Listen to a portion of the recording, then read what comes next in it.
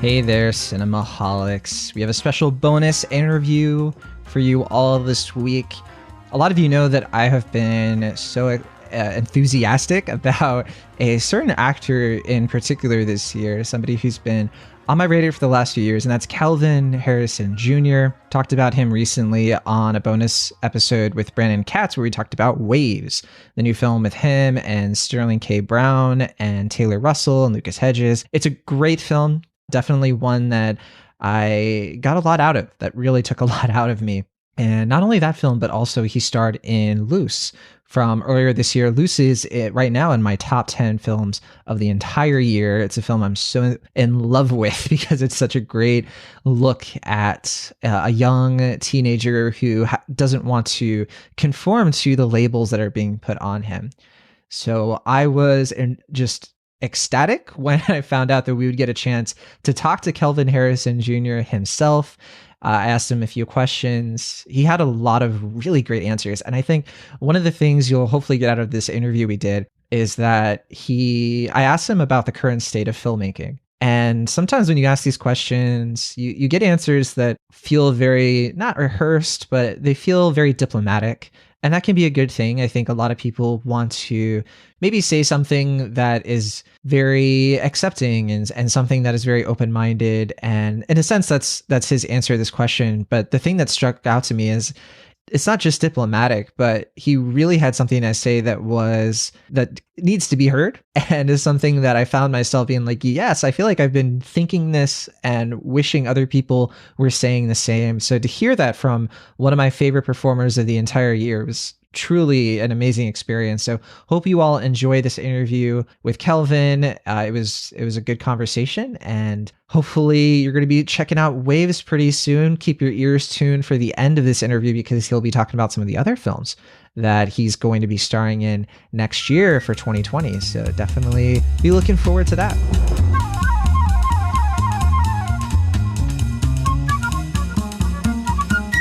So first off, I just want to say congratulations on a terrific 2019 for you. I've been thinking a lot about some of my personal favorite performers of the year so far, and I just think that authentically Loose and Waves is an incredible 1-2 punch for you in just 1 year. And thank you. No problem. For Waves specifically, what's your elevator pitch for this film? I know a lot of people may not know a lot about it yet, so what's your quick rundown of why people should seek Waves out? Well, we always say it's an epic drama about a modern family learning to heal and grow and nurture that dynamic that means the most to us, which is family, and trying to heal past tragedy.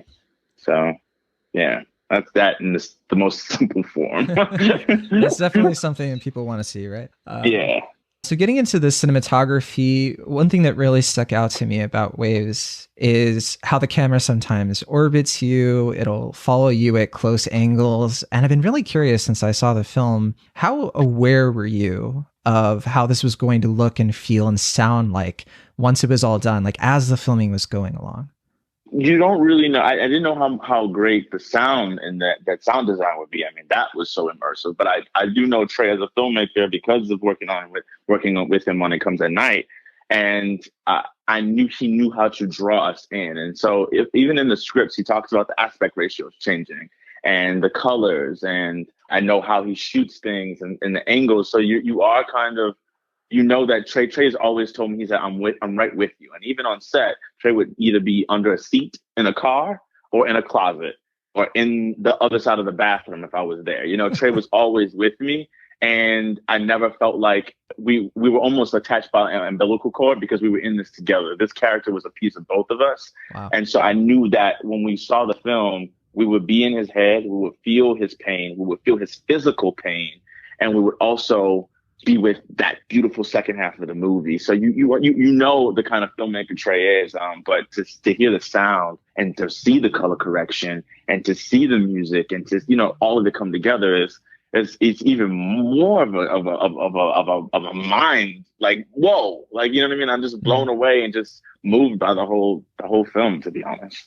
You actually touched on something I've been really curious about since I saw the film. And, I was thinking a lot of the movies you've done at this point center around the challenges faced by, as you put it, like modern American families. And each one of these families you've been part of on these films has been different. But when it comes to this character that you stepped into, did you get a chance to collaborate with Trey Edward Shults, the director, on forming this character, Tyler Williams, and helping carve out his personality, his quirks, using some of your own judgment, your own creativity? Oh yeah. So we took like right 8 months before the movie even started. We literally talked to each other and on the phone through text message. And we talked about our relationships with our fathers and our relationships with our mothers and our sisters and our romantic relationships. And we really just started to examine, Trey and I call them little therapy sessions because we were trying to, he said, I want to, tailor this role for you. So much of what was personal to him also became personal to me when the nuance came into the script. So then once he finally wrote the script and I read it and I was like, okay, so this is the story we get to tell and this is the character I'm playing. It went even further into the hair, and making that decision was very early on, dyeing the hair blonde. We talked about Kanye. We talked about Frank Ocean. We talked about Odell Beckham and athletes, and trying to find identity. And what does that blonde represent in Tyler's role? What does it represent in the Black community? What does that do to a man who is very traditional in a lot of ways and grounded in religion and masculinity and his idea of what it means to be a Black man? And how does he view his son because of that decision? And how have those views projected onto him? And then it comes down to the wrestling, and Trey was a wrestler growing up. So I did 3 months of wrestling training. I did 3 a day. So I would go and do CrossFit and then two wrestling sessions every day for 3 months straight. I gained 45 pounds for the movie. And so all of these things kind of helped me understand what world did this boy live in, and also understand Trey's concept and idea and vision for this character. And even comes down to, I started an Instagram for Tyler and I would post pictures every day. That's and right. Yeah. we all of this different stuff. So there were so many little pieces of how we wanted to make him feel lived in. And like, we never thought that we were watching a movie. We thought we were just a fly on the wall, watching this boy experience life, Yeah, you really touched on a lot of what you personally put into it. So I want to hear too, like, what did you get out of this? Was there anything truly unique you learned from making this movie, either from the process, besides from wrestling? It sounds like you learned a lot about that, but maybe the story itself.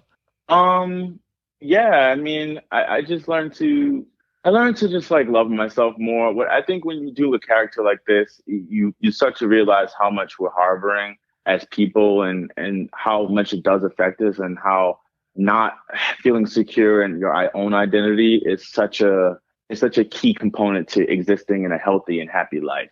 And living in that boy's pain every day was the extreme of what I think I would ever experience. But I think he has a little piece of what all of us might have felt at some point or another, whether it be judgment, whether it be a lack of feeling like you fit into a certain group, or seeking validation from people that can't give it to you, or not knowing how to communicate in our times of need and our times of feeling isolated and alone. And that the movie reminded me that I can be in process, and then I can fall down and I can get back up, and I can use my voice, and that people in my family, most importantly, do love me unconditionally. And it doesn't matter what I choose to do or how I make decisions. I'm a young man that's growing and to become the man that I want to be. But also it's important for me not to project and to force myself into this idea of the man I think I want to be. I will become that person with time.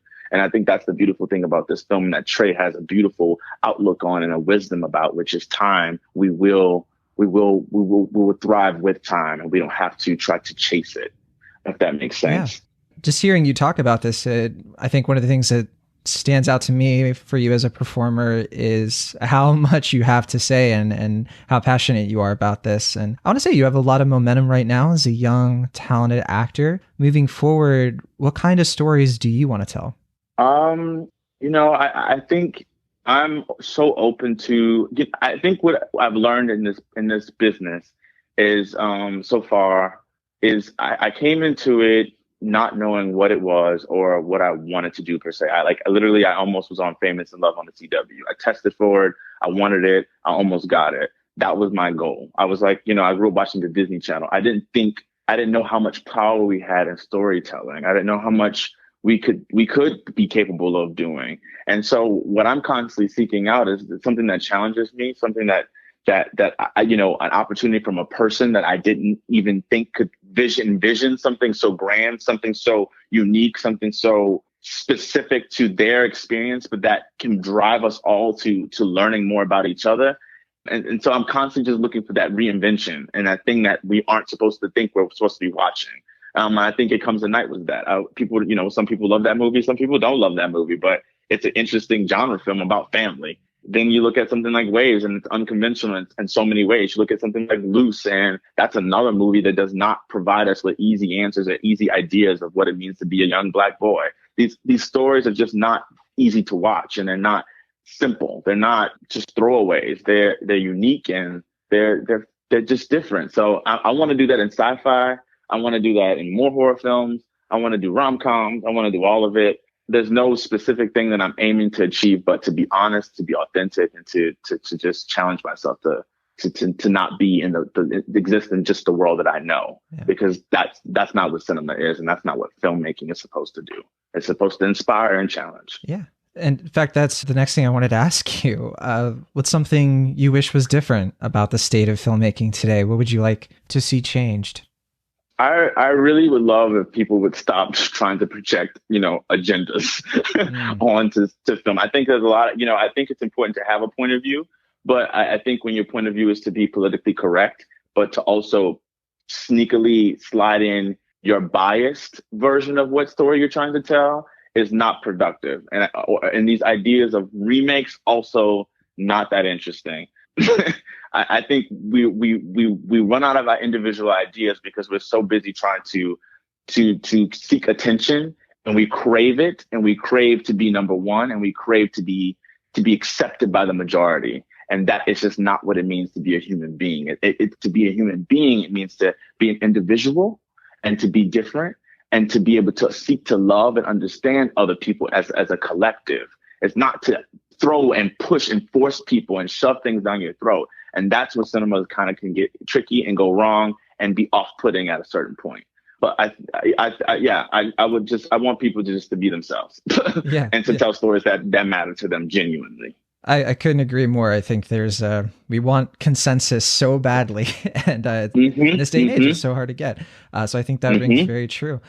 I had just one more question for you, but at Cineholics, we're all about recommending films to each other, ones that aren't being seen enough in our opinions. And so we just got to hear from you. What's a film or a TV series you recently watched or maybe rewatched that you wish more people would check out? Maybe this is your chance to recommend something people might not have gotten into yet. Ooh, interesting. That's cool. I mean, what have I watched? To be honest, I have a problem with watching the same movies over and over. And every now and then I will reinvite a new movie into my life. And I don't know. I haven't been watching much stuff lately. The only thing I love, I don't know, a lot of people probably have seen this or maybe they haven't, but I love Lynn Ramsey's films, and I love Ratcatcher. And we need to talk about Kevin. Also, this film I saw recently was a Michael Haneke film, which is older, but it's called Cachet. That was really interesting. Really? Okay. The Piano Teacher with Isabelle Bear is fantastic. I watched that recently. I haven't seen a lot of current movies or TV shows in a minute. I always take the holidays to sit down and do a binge on everything that I wanted to see through the year. Yeah. When I'm bored with my family. But yeah, that's all I got for now. I'm sorry it's not. No, I love that.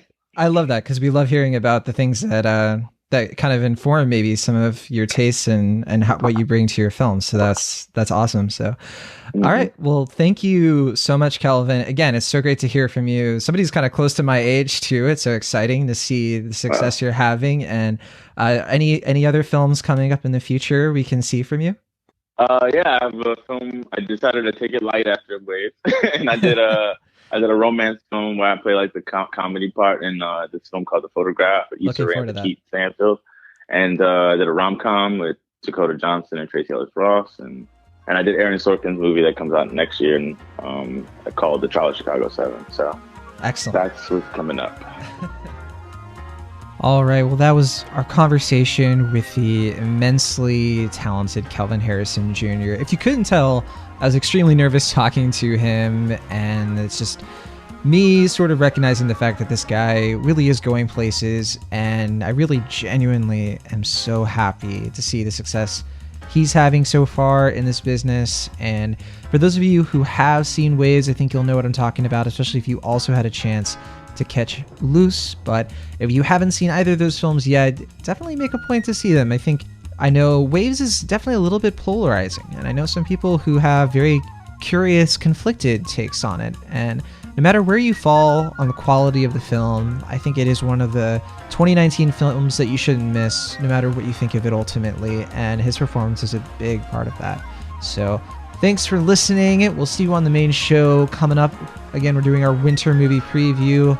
As you probably overheard, there's a couple of films he mentioned there that we might be addressing then. So until then, we'll see you next time.